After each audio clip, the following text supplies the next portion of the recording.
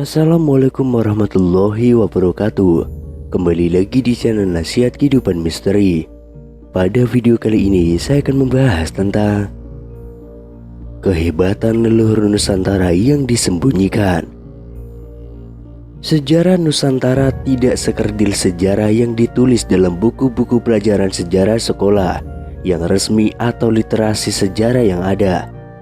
Sekitar 10.000 tahun sebelum Masehi, Nusantara sudah menguasai 2/3 bumi. Data yang peneliti peroleh terdapat di beberapa relief dan prasasti yang dapat dilihat dan dimengerti oleh semua orang. Selain itu, peneliti juga berhasil memetakan dan mendokumentasikan lebih dari 20 jenis aksara purba asli Nusantara yang dapat dipakai untuk membaca prasasti dan lontar-lontar kuno. Berhubungan dengan pencitraan sejarah sebagai mitos, peneliti juga berhasil menemukan bukti bahwa beberapa cerita mitos itu adalah benar adanya. Bukan hanya sekedar cerita pengantar tidur atau celoteh dongeng keheroikan belaka, seperti keberadaan kerajaan Hastinapura, kerajaan Ngamartalaya, kerajaan Dahanapura, kerajaan Gilingwesi, dan juga lain sebagainya. Peneliti juga berhasil memetakan periodisasi terciptanya bumi sampai ke titik akhir, yakni menjadi 3.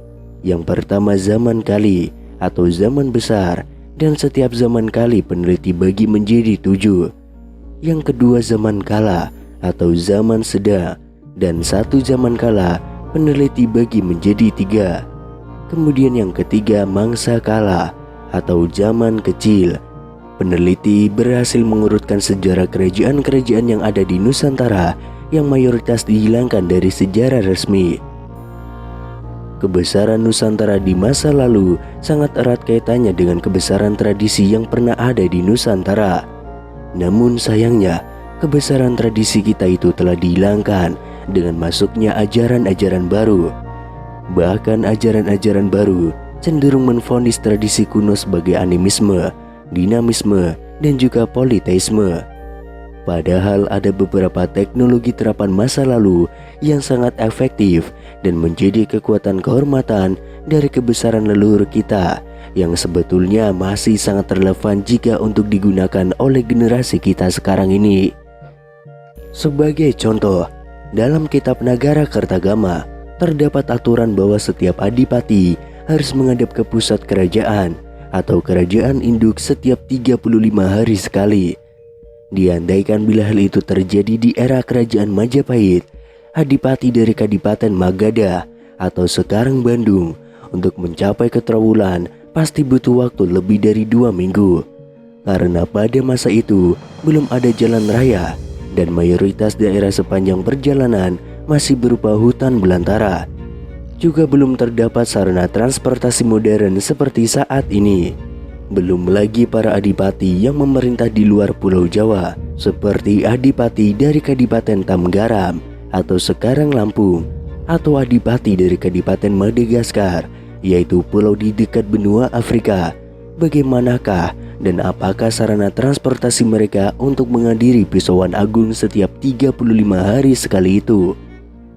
Maka peneliti pun kemudian sadar bahwa ada tekanan dari beberapa negara besar yang mendorong supaya kita melupakan dan menyepelekan tradisi asli kita. Karena hanya dengan tradisi warisan leluhur, maka kita bisa bangkit dari keterpurukan. Juga semangat nasionalisme generasi muda akan menjadi bangkit lagi kalau kita berhasil menunjukkan ke mata dunia bahwa kita bukanlah negara kecil.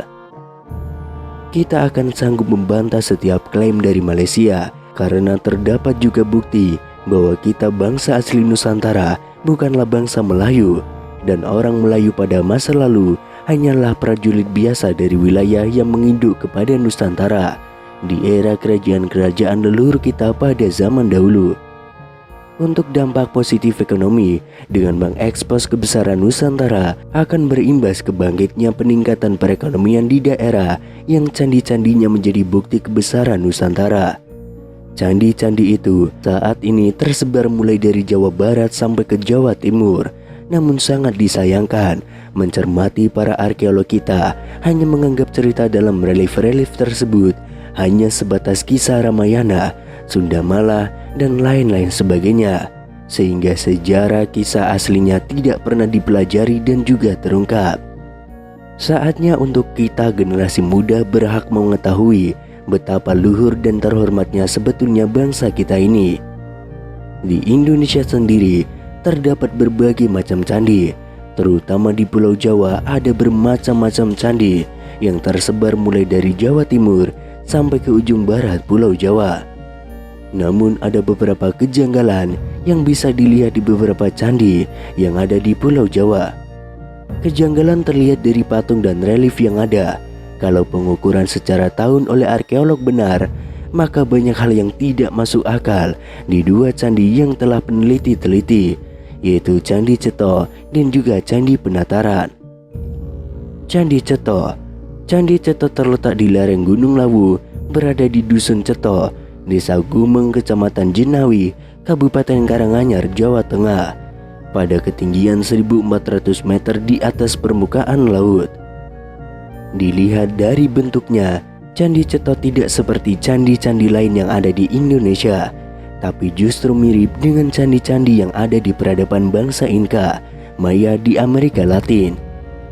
Beberapa arkeolog Indonesia mengatakan bahwa Candi Ceto dibuat pada zaman Majapahit, tepatnya pada saat pemerintahan Prabu Brawijaya V.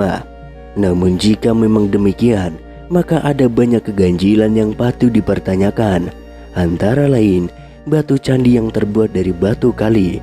Padahal pada era Majapahit, batu candi dibuat dari batu bata merah. Kemudian dilihat dari bentuk relief di Candi Ceto, tingkat presisi dan kerapian pemahatannya masih sangat sederhana. Tidak seperti di era Majapahit yang jauh lebih detail menggambarkan figur-figur patung ataupun relief. Hal ini mengindikasikan usia Candi Ceto yang lebih tua dari era Majapahit. Demikian juga patung-patung yang ada di Candi Ceto banyak menunjukkan hal-hal yang jauh lebih tua dari zaman Majapahit. Ada beberapa patung yang tidak menggambarkan orang Jawa yang ada pada masa itu.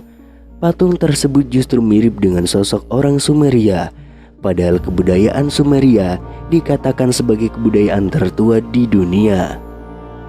Dari sisi wajah dan potongan rambut tidak menunjukkan orang Jawa, tetapi justru memiliki kesamaan dengan orang Sumeria, Viking, Romawi, atau Yunani. Namun dari sisi pembentukan mata sangat identik dengan patung orang Sumeria.